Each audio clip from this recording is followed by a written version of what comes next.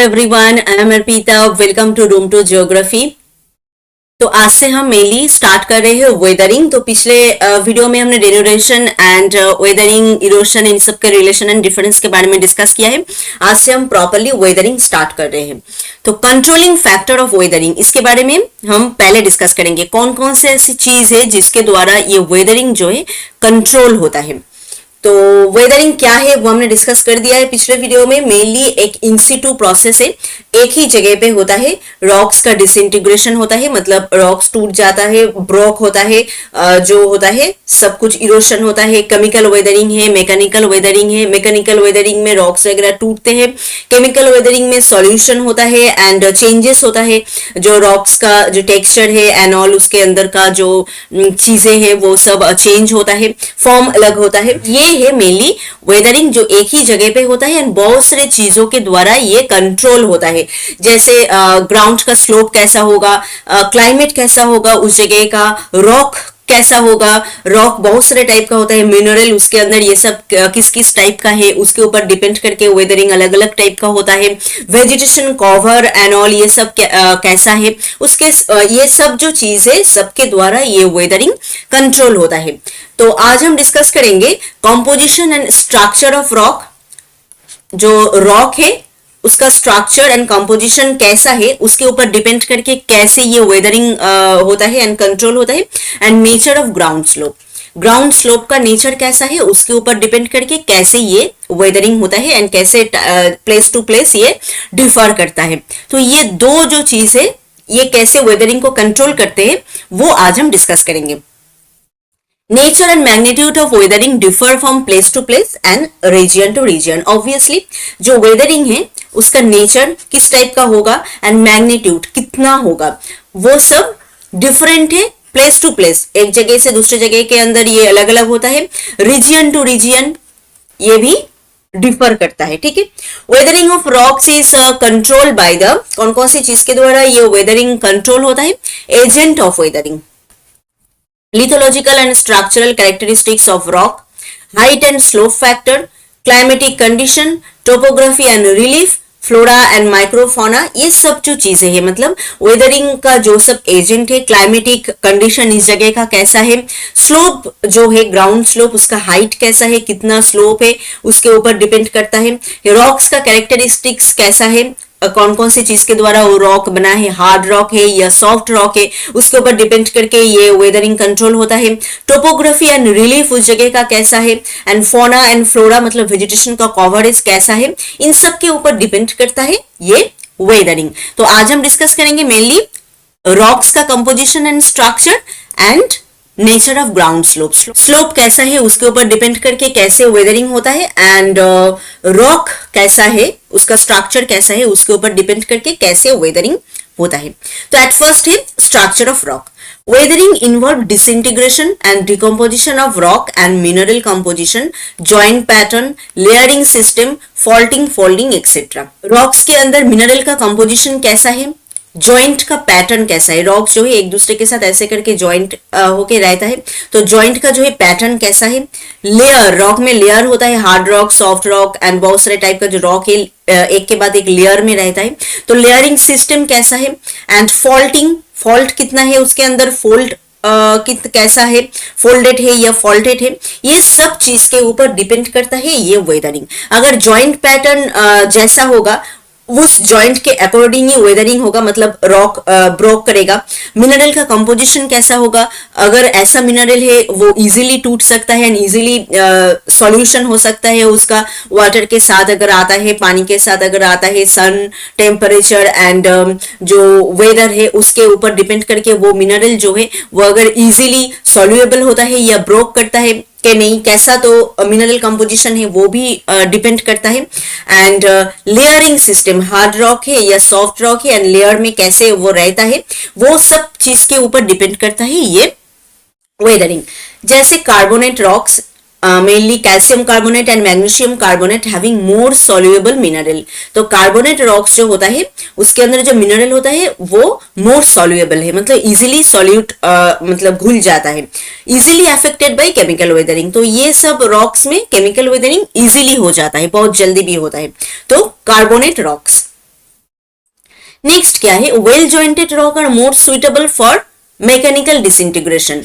Well jointed rock, अगर rocks के अंदर जॉइंट अच्छे से होता है, जॉइंटेड होता है, तो वो ज्यादा सुइटेबल होता है किसके लिए, मैकेनिकल डिसइंटीग्रेशन के लिए, मतलब मैकेनिकल वेदरिंग के लिए। जैसे ये एक हुआ है मैकेनिकल वेदरिंग, यहाँ पे जॉइंट जो पैटर्न है, बहुत सारे जॉइंट है यहाँ पे, तो इजीली ये सब जॉइंट के अकॉर्डिंग ये रॉक्स जो है टूट सकता है, ब्रोक हो सकता है, ठीक है। तो जॉइंटेड अगर ज्यादा होता है तो मैकेनिकल वेदरिंग उस जगह पे अच्छे से होता है। जैसे ये वाला रॉक यहाँ पे जॉइंटेड था तो इधर से वो टूट गए हैं। बहुत सारे क्लाइमेटिक कंडीशन भी इसके ऊपर अप्लाइड हुआ है, तो उसके द्वारा ये वेदरिंग जो है हुआ है। अगर कोई एक ऐसा रॉक हो जहां पे ऐसा मिनरल हो जो मोर सॉल्युएबल है, तो वो बहुत जल्दी केमिकल वेदरिंग करता है। एंड अगर ऐसा कोई रॉक हो जो जॉइंटेड है मेनली, तो वो सुइटेबल है mainly for mechanical disintegration. Rocks having vertical strata are easily loosen and broken down due to temperature change, frost action, water and wind action. जो वर्टिकल स्ट्राटा वाला जो रॉक है वो इजीली टूट जाता है। किसके अकॉर्डिंग, कहाँ पे आके टूटता है वो, टेम्परेचर अगर चेंज होता है तो टूट जाता है, फ्रॉस्ट एक्शन अगर होता है तो वाटर एंड विंड इन सब के एक्शन में, मतलब इन सब जो चीजें है, टेम्परेचर है, फ्रॉस्ट है, वाटर है, विंड है, इन सब के चेंजेस के द्वारा जब ये सब चीजें जब रॉक के ऊपर अप्लाई होगा, तब ये वर्टिकल स्ट्राटा वाला जो रॉक है वो इजीली टूट जाता है। तो ये है फ्रॉस्ट वेजिंग जो हुआ है, वर्टिकली यहाँ से टूट गए हैं। Other hand, rock having horizontal bed are more compact and less affected by the mechanism of disintegration and decomposition। तो जहां पे horizontal bed होता है वो easily टूटता नहीं है, मतलब मैकेनिकल वेदरिंग वहां पे इजीली नहीं होता है। अगर वर्टिकल रॉक स्ट्राटा होता है तो वर्टिकली यहाँ से बहुत इजीली वो टूट जाता है, बट अगर हॉरिजॉन्टल बेड होता है मेनली रॉक में, तो वो मोर कॉम्पैक्ट होता है एंड लेस अफेक्टेड होता है by mechanism of disintegration and decomposition. तो हॉरिजॉन्टल बेड से ज्यादा वर्टिकल बेड वाला जो रॉक है वो इजीली टूट जाता है।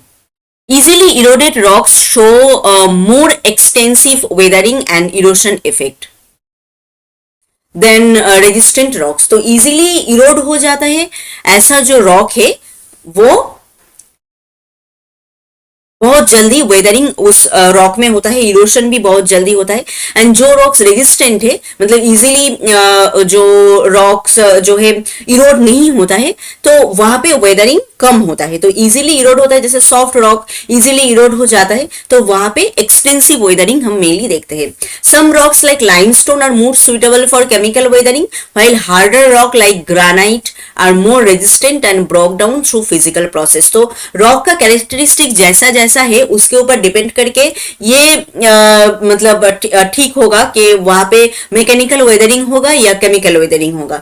तो यहाँ पे लाइमस्टोन जो है सॉल्युएबल है तो केमिकल वेदरिंग इजीली होता है, एंड ग्रेनाइट जो है ये सॉल्युएबल नहीं है, ये बहुत हार्ड एंड रेजिस्टेंट रॉक है, तो यहाँ पे फिजिकल प्रोसेस होता है, मतलब मैकेनिकल वेदरिंग होता है यहाँ पे। तो ये गया रॉक का कैरेक्टरिस्टिक्स। तो रॉक के कैरेक्टरिस्टिक्स में हमने मेनली क्या क्या देखा, रॉक अगर वर्टिकल स्ट्राटा वाला होता है तो वो जल्दी वो टूट जाता है एंड वेदरिंग का प्रोसेस जो है जल्दी जल्दी होता है। मिनरल कंपोजिशन रॉक्स में कैसा है उसके ऊपर डिपेंड करता है वेदरिंग कैसा होगा। जॉइंट पैटर्न, अगर ज्यादा जॉइंटेड रॉक होता है तो मतलब बहुत जल्दी वहां पे वेदरिंग होता है। लेयरिंग सिस्टम कैसा है वो भी डिपेंड करते हैं, फॉल्ट है या फोल्ड है, फॉल्टेड अगर होता है तो उसके अकॉर्डिंग ही वहां पे वेदरिंग होता है। कुछ ऐसा मिनरल है अगर जो मोर सॉल्युएबल है तो वहां पे केमिकल वेदरिंग अच्छे से होता है। एंड अगर ऐसा रॉक है जो हार्ड है वहां पे फिजिकल प्रोसेस मेनली काम करता है। तो इतने सारे चीज के ऊपर डिपेंड करता है वेदरिंग कैसा होगा, वेदरिंग का इंटेंसिटी भी कैसा होगा एंड नेचर भी कैसा होगा, ये सब चीज के ऊपर डिपेंड करता है। नेक्स्ट क्या है, nature of ground slope. Ground slope का नेचर कैसा है, मतलब जिस जगह पे वेदरिंग हो रहा है वो प्लेन एरिया है या जो हिली एरिया है या स्लोप ऐसा है, किस टाइप का स्लोप है उसके ऊपर डिपेंड करता है वेदरिंग कैसा होगा। Ground slope control mechanical disintegration of rock and mass movement of weathered product down the slope. अगर इस टाइप का स्लोप होता है तो क्या होगा, यहाँ पे अगर वेदरिंग होता है तो रॉक का जो यहाँ पे ब्रोक होके जो रॉक्स होता है, बहुत सारे रॉक्स, वो इजीली ऐसे फ्लो करके नीचे आ जाएगा, मतलब मास मूवमेंट यहाँ से मूव करके नीचे आएगा। तो इस टाइप का अगर स्लोप होता है तो ऐसा होगा। अगर प्लेन स्लोप होता है तो यहाँ पे अगर वेदरिंग होगा तो रॉक का जो पार्ट यहाँ पे रहेगा तो वो ऐसे ही एक ही जगह पे रहेगा, मूव नहीं करेगा। तो ये सब जो चीजें हैं डिपेंड करता है स्लोप कैसा है उसके ऊपर। The rocks in the region of steep hill slope are easily disintegrated due to mechanical weathering. Steep hill वाला जो स्लोप है इजिली वहां पे मैकेनिकल वेदरिंग होता है। And weathered material instantaneously move down the hill slope in the form of rock fall, debris fall and slides. तो यहाँ से जो रॉक्स है ये ऐसे फ्लो करके नीचे आ जाता है, ठीक है। तो nature of ground slope is so much important for weathering. Instantaneous removal of weathering product allow continuous exposure of rock to atmospheric condition for further weathering। तो ये जो स्लोप है यहाँ पे जो रॉक डिसइंटीग्रेशन हुआ है वो इजीली मूव करके ऐसे यहाँ पे आ गया, तो ये जगह जो है ओपन हो गया है, फिर से यहाँ पे वेदरिंग स्टार्ट हो जाएगा। तो इंस्टेंट यहाँ पे जो रॉक से ये रिमूव हो जाता है प्लेस से, तो वो जगह खाली हो जाता है एंड एक्सपोज हो जाता है, फिर से वहां पे ऑटोमेटिकली वेदरिंग स्टार्ट हो जाता है। अगर प्लेन एरिया में होगा तो क्या होगा, रॉक्स जो डिसइंटीग्रेशन हुआ है एक ही जगह पे रहेगा, यहाँ से मूव नहीं करेगा, तो ये जगह ओपन भी नहीं होगा एंड ये फर्दर वेदरिंग इस जगह पे नहीं होगा, मतलब जल्दी नहीं होगा। बट इस टाइप का अगर स्लोप होता है तो क्या होगा, फर्दर ये एरिया जो है एक्सपोज हो जाएगा, बहुत जल्दी जल्दी रिमूव हो जाएगा इसकी वजह से। तो एक्सपोज हो जाएगा तो यहाँ पे फिर से वेदरिंग यहाँ पे स्टार्ट होगा। क्लाइमेटिक जो सब चीजें हैं जैसे टेम्परेचर का इफेक्ट यहाँ पे आएगा, वाटर, इन सब चीज का इफेक्ट यहाँ पे आएगा एंड बहुत जल्दी फिर से यहाँ पे वेदरिंग होगा। The region of gentle and moderate ground slope are less affected by mechanical disintegration. तो हमने अभी कहा जो gentle and moderate ground slope है, प्लेन एरिया जो है जहां पे तो वहां पे वो जो एरिया है वो लेस अफेक्टेड है बाय मैकेनिकल डिसइंटीग्रेशन, क्योंकि जगह यहाँ पे खाली नहीं होता है, जल्दी रिमूव नहीं होता है रॉक्स का जो पार्टिकल है वो, तो इसकी वजह से यहाँ पे मैकेनिकल डिसइंटीग्रेशन जल्दी जल्दी नहीं होता है। तो जो स्लोप वाला जो जगह है, स्टीप हिल स्लोप वाला जो प्लेस है, वहां पे मेनली वेदरिंग जो है बहुत जल्दी होता है एंड इजीली होता है। तो आज हमने डिस्कस किया दो कंट्रोलिंग फैक्टर ऑफ वेदरिंग, क्या क्या है, structure of rock and ground slope. Rock का स्ट्रक्चर कैसा है, किस टाइप का मिनरल है, जॉइंट कैसा है, वहां पे अच्छे से जॉइंटेड है या नहीं, वर्टिकल जॉइंटेड, वर्टिकल स्ट्राटा है या हॉरिजॉन्टल स्ट्राटा है, फॉल्ट है या फोल्ड है, रॉक का कंडीशन कैसा है, हार्ड रॉक है या सॉफ्ट रॉक है। तो इस सब चीज के ऊपर डिपेंड करता है कैसा होगा वेदरिंग का प्रोसेस, मतलब ज्यादा होगा या कम होगा, एंड नेचर कैसा कैसा होगा। बहुत सारे टाइप का वेदरिंग है, हम डिस्कस करेंगे बाद में एक एक करके, जब mechanical weathering, chemical weathering in detail discuss करेंगे तब बहुत सारे टाइप का वेदरिंग का प्रोसेस जो है तो वो कौन कौन सा प्रोसेस कौन कौन से जगह के ऊपर अप्लाई होता है वो सब डिपेंड करता है स्ट्रक्चर ऑफ रॉक के ऊपर। एंड ग्राउंड स्लोप कैसा है उसके ऊपर डिपेंड करके ये होता है कि वो जगह अच्छे से वेदर्ड है या नहीं, मतलब अगर स्लोप एरिया होता है तो वहां पे वेदरिंग ज्यादा होता है एंड प्लेन एरिया अगर होता है तो वेदरिंग का जो कंसिस्टेंसी है वहां पे कम होता है। तो आई थिंक आज का ये जो पार्ट है, वो जो चीज है जिसके ऊपर डिपेंड करके वेदरिंग जो है कंट्रोल होता है, वो आपको समझ में आया है। फिर भी कोई क्वेश्चन है तो आप हमें कमेंट करके बताएं and if this video is helpful to you then please subscribe Room to Geography। मिलते हैं और एक नए वीडियो में और एक नए टॉपिक के साथ। Thank you.